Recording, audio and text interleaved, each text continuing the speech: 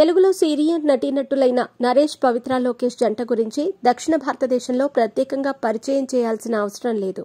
Corona తర్వాత అంతగా popular అయ్యారు వీరిద్దరు.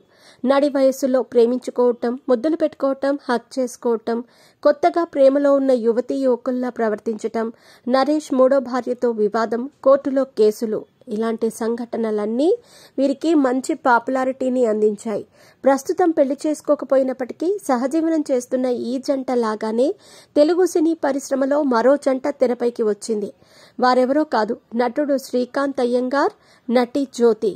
మీ పెట్స్ కి గ్రూమింగ్ నుంచి బర్త్డే సెలబ్రేషన్స్ వరకు అన్నింటిలో మంచి ఆఫర్స్ ని మాయా టైల్స్ అండ్ ట్రయల్స్ వారు మీ ముందుకి తీసుకుని వచ్చారు. ఎక్కడో కాదు, మన బాజ్పల్లిలో. Phone number 8985555318.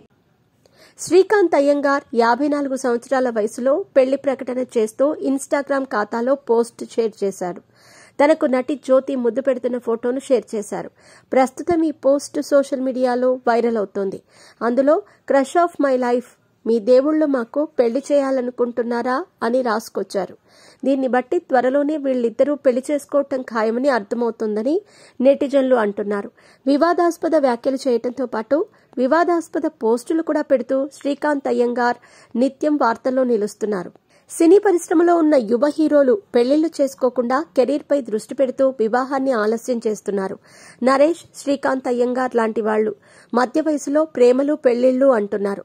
ఒక వయసు వచ్చిన తర్వాత తోడు అనేది ఎంత అవసరమో దీన్ని బట్టి అర్థమవుతోందని, అందుకే అందరూ యువకులుగా ఉన్నప్పుడే పెళ్లి చేసుకోవాలని కొందరు నెటిజన్లు కామెంట్లు పెడుతున్నారు. శ్రీకాంత్ అయ్యంగార్ పెళ్లి చేసుకోవటంలో తప్పలేదని, వారిద్దరూ విడిపోకుండా చిరకాలం బంధాన్ని కొనసాగిస్తే చాలని మరికొందరు అంటున్నారు.